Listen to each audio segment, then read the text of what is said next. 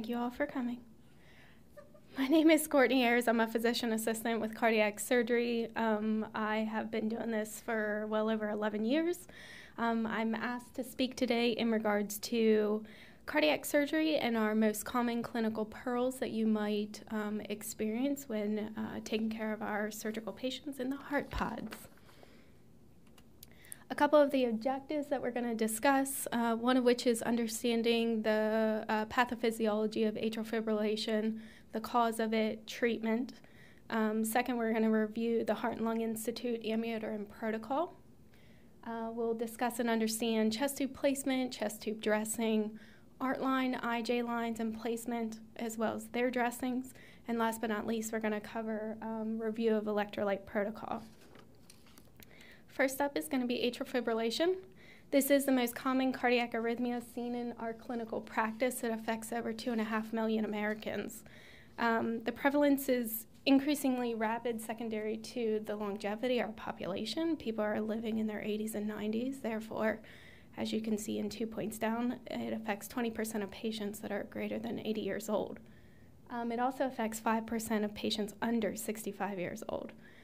1 in 4 of us, after we turn 40, has a lifetime risk of developing Afib. 1 in 4. Pathophysiology behind atrial fibrillation, pretty much what I tell our patients is we do fancy plumbing work for a living. But sometimes you can affect the electrical system as well, most commonly, which is Afib. It is not the swelling of the heart that causes the Afib. Most likely it's when the swelling goes down that the electrical system is disrupted. Pretty much it's too many atrial chiefs in the atrial chambers. The electrical signal begins in a different part of the atrium other than the SA node, most commonly in the pulmonary veins and in the left atrial appendage. Hence why when patients preoperatively have a history of Afib, we will do a procedure intraoperatively.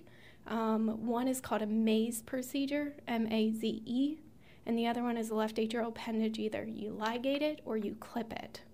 The maze procedure is actually a bipolar clamp that you can cinch down onto the pulmonary veins, both on the right and left side, and you pretty much burn that entire tissue, okay? Afib is not corrected instantly. That tissue has to be able to scar down. Therefore, it takes a good 30 days for that maze procedure to take effect. The reason we go after the left atrial appendage is because it is a source of the electrical conduction, the erratic behavior in the left atrial appendage, but it also is an outpouching, sort of like your appendix, that can cause clot.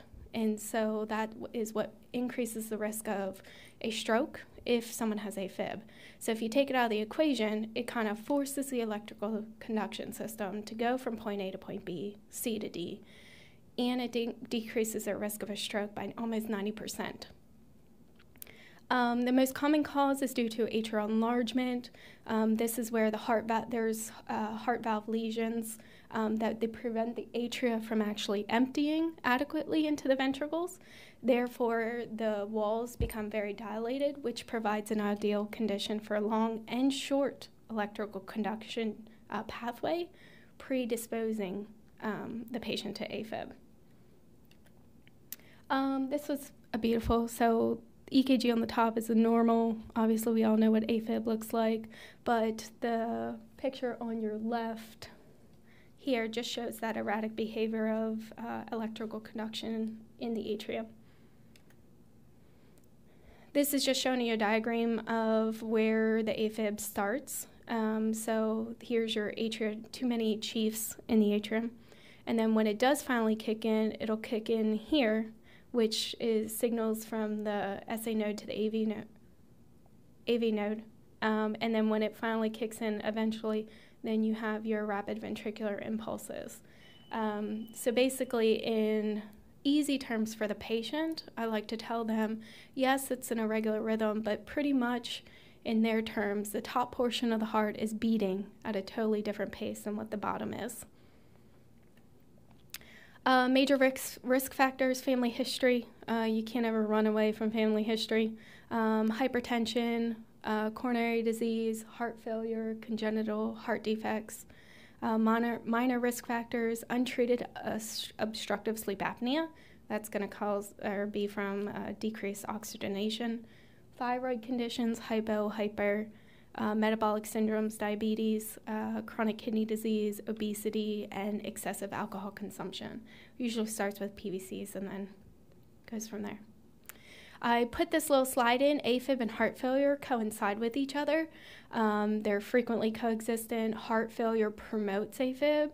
Afib may cause or aggravate heart failure. 25% of heart failure patients also have Afib.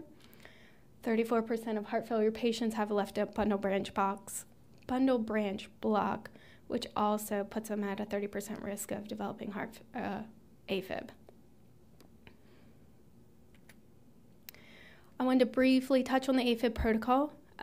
Most common occurrence is going to happen, if not right after surgery, it's going to happen when they're on cardiac step-down post-op day 2 or 3. You're taking care of a patient, they're post-op day 3, they're having electrical disruptance. We replace all electrolytes, but it's inevitable that they're going to go into a rapid Afib. Sometimes it can be controlled.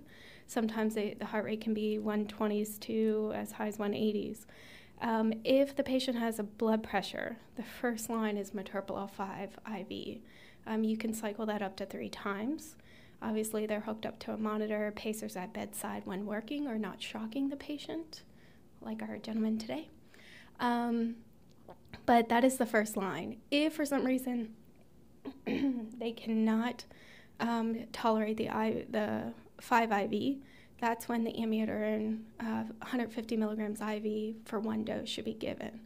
If you're given the IV dose, it should be followed up with the amiodarone PO dosing, which is 200 milligrams PO TID.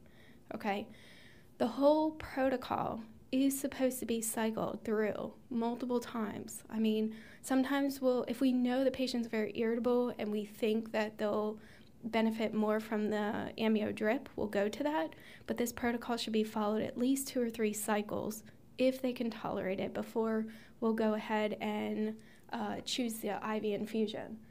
We have changed the Afib protocol and the Electrolyte Protocol to kind of take the guessing game out of it. So we automatically default the low pressure 5 IV, and we defaulted the loading dose. If anything else is of question, or you call us and say, hey, the patient, I've given my 3 rounds of IV, I've given an amio dose, they're still in it, I've tried it multiple times, then we'll give the go-ahead to snag the drip. If the amio drip is started, whether they convert after the first 3 hours or whenever, you'll finish the entire dose out. So the 1 milligram for 6 hours, the 0.5 milligram for the additional 18. There is another part of the protocol that is less commonly used, but we use it for heart failure patients. And if we've expunged all options, it's the DIG protocol, but obviously we will order that. And what that is 0.5 milligrams IV for 1 dose, and then you go down to 0.25 IV for 2 doses, 6 hours in between, and then that following evening they're started on the 0.125 daily digoxin. Obviously, it's our last go-to. Most of the time, we're not using dig, and we took it out as a default because sometimes people are giving it just to give it, and you can't. If you give the IV dose, you have to follow that through too, or it's not going to be effective. Next up is chest tubes. I'd like to just touch on the different types. We use pretty much this general spiral hole configuration. This is a large bore tube, which is often used as a mediastinal tube. Thoracic surgery uses this sharp tip one. We do not use that in cardiac surgery. It's actually less harsh looking, I should say. The only one that I don't have here is a Blake drain, which pretty much looks like this. It's the diameter of this, except for it's fenestrated here, and it does not have those holes. In the ICU, most of the time, they'll have 2 or 3 chest tubes. The one that's in the middle or most central is usually a 28 or a 32 French large bore mediastinal tube that lies right over the heart, can drain anything away from the heart. And then you have 1 to 2 Blake drains. If you have two tubes, that you should know you have 1 mediastinal and 1 Blake drain. Most commonly, if you only have 2, that Blake drain is sitting in the left pleural space. Okay, that allows you to know that only the left pleural space is open. Okay, if you have 2 Blake drains and 1 mediastinal, so a total of 3, they come to step down. There's only 2 left. They're hooked up to a bulb suction. You know 2 things. 1, the surgeon entered both pleural spaces. That could have been because A, he took bilateral IMAs, so there's risk of bleeding in both pleural spaces, or B, there was a risk of bleeding postoperatively, that he wanted both lung spaces open so that it decreased the risk of tamponade. So 2 Blake drains, they're dipped in the Blake drains are hardly ever going to be mediastinal. They're going to be in your pleural spaces, if that helps. You have 2 types of connections. You have your PleuroVAC and you have your bulb connection. The PleuroVAC, the middle chamber of the traditional chest drainage system, acts as a water seal. It allows air to exit from the pleural space on exhalation, and it also prevents from any air entering into the pleural space. The bulb suction is usually what we see on cardiac step-down. That's our transition point. Once the mediastinal tube is out, your Blake drains are hooked to the bulb suction. The positives for that is it's very portable. They're able to walk with PT. You can clip them to their gown. The negative side is it does only hold, I believe, 50 to 100 cc's. You have to empty it often to prevent infection and Blake drain clogging. So that's key. That they shouldn't get to the max. We should be just with vital signs. If you can empty them every 4 hours, that would be greatly appreciated. There was a little bit of discrepancy, suction versus water seal. This is with your PleuroVAC chambers, and I think this kind of applies to cardiac surgery versus thoracic surgery. Suction, it's continuous, must be walked in the hallway with portable suction. Water seal, gravity just takes its course. You take the suction off, any residual fluid in the chest will drain out freely, and they can walk freely without being on the portable suction. Surgical and chest tube dressings. The first thing I wanted to hit on is that all of our patients come out with a Dermabond PRINEO skin dressing. It is an antimicrobial mesh. It stays on for 2 weeks for robots, 4 weeks for standard sternotomy. I tell patients it looks like a nasty Band-Aid that's going to be on way too long. It's okay. Just reassure them, keep it on. Some people want to pull it off. I mean, the incisions look beautiful once it comes off. New and upcoming is going to be the PICO Dressing. It was developed in 2011 by Smith and Nephew. It is a single-use. My picture is up here. This really should be in here. I'm really sorry. This is a battery pack, and this dressing kind of looks like our Metapore with island gauze in the middle. Basically, it kind of looks like the PRINEO, but it still adds the extra pressure on it. It's applied in the OR. It stays on and is being changed at day 4. And then it stays on for 7 days, whether that's 7 days in the hospital or they actually go home with a battery pack. We tell the patients once the alarm goes off, you take it off. And then we're still looking to see if we can keep the PRINEO underneath it, just as an extra reinforcement. This just takes tension off the suture line. It is not a wound vac. It does not prevent any kind of infection. It just takes tension off the suture line. That way it can heal and it doesn't dehiss. Okay, so that's coming down the pike. I was asked to, well, this is all of our biggest pet peeves, so I wanted to bring this up. Just to briefly touch on Artlines and IJs. Artline, it's a direct line to monitor the arterial pressure. You can see dressings from a radial standpoint, whether it's right or left. You can see dressings from a femoral standpoint too. IJs, most commonly on the right as well. But the key note here is this, because oftentimes we'll have, patient comes out of the ICU, Courtney's off for the weekend, and I come in on a Monday, and they're day 5, and they still have this IJ dressing on their neck. Please, within 24 hours of them coming out of the unit, take it off. Take it off. I mean, most people are like this, sitting in their chair, because that dressing really pulls and really doesn't need to be on. Okay, anything, even from blood draws, take those dressings off after they're done bleeding. It's just a source of infection. Last but not least, Electrolyte Protocol. We have also taken the guessing game out of this.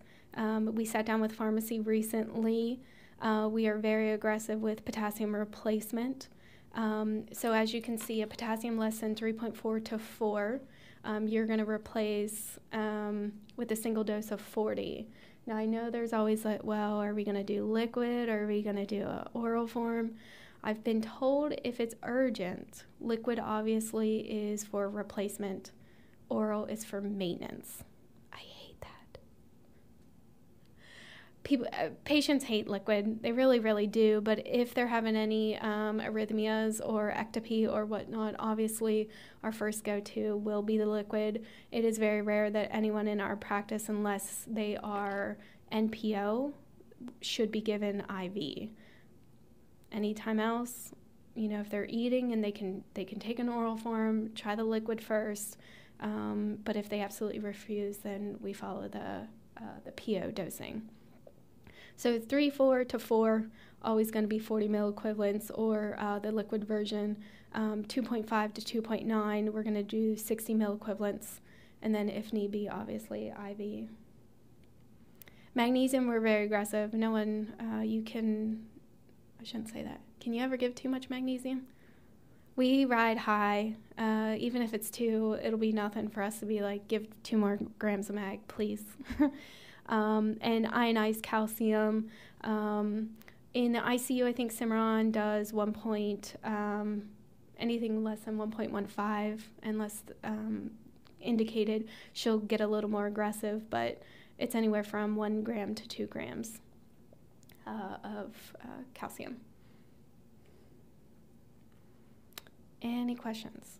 Short, simple, sweet. It just kind of briefly touched on the common things that we occur from a cardiac step-down standpoint.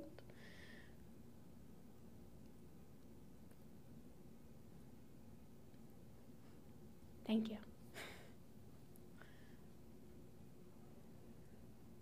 I think he